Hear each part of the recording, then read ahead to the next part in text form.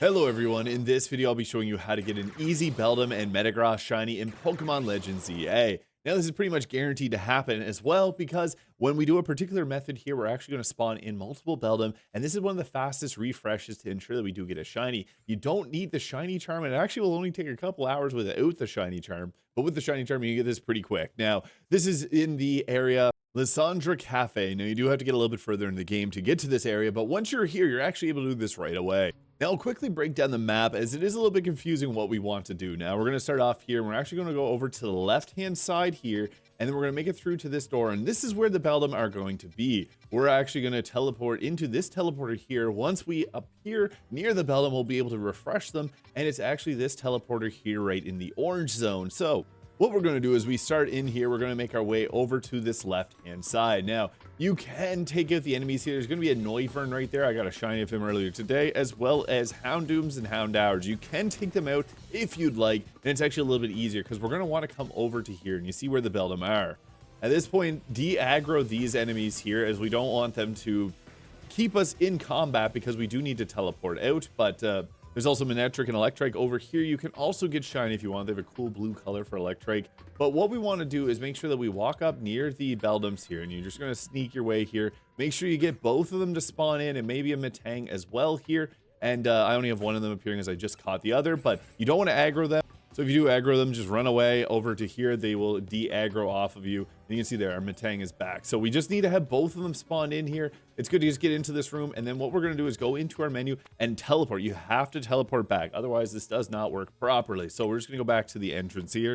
And once we arrive, we're going to run over to the right-hand side now. Again, there's going to be a Houndoom over here. You can take them out if you prefer. However, it's not necessary because you'll also shiny hunt them, and they're not going to aggro us. We're going to run over here, and we're going to investigate this, as you'll teleport us over to this room, as mentioned previously, which will spawn in everything in a 50-meter radius here, which is these Beldum.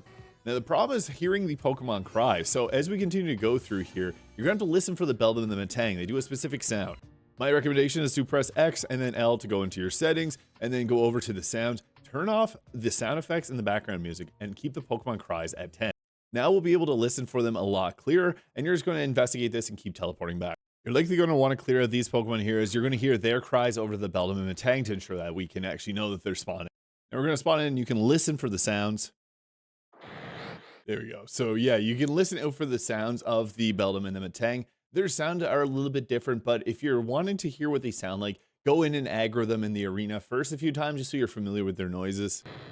And there's another one just screaming again. Oddly enough, they don't sound like if you were to Google search what they sound like. It's a little bit different in this game for some odd reason. You can hear the Metang again there, so we know that we got it spawning in. Sometimes the Metang is actually kind of loud and it will make it cry multiple times. And there it is again. So yeah, now all we're going to be doing is spamming A. Now, if you got a turbo controller, it's easy. You press and hold your turbo button, and you're just going to press and then hold the A down so that it continually keeps pressing your A button. If you don't have a turbo controller, that is okay. My recommendation, since we don't have to move at all, what you can do is take your right Joy-Con while you're doing chores or you're watching TV. Just spam A. That's all you have to do. That's literally what I'm doing right now. A turbo controller will make this a AFK method, but it's not fully required, especially because this will only take a couple hours. So if you're watching a movie, you can just kind of spam away at the A button, get your thumb workout in. Yeah, it's just going to give you one in time.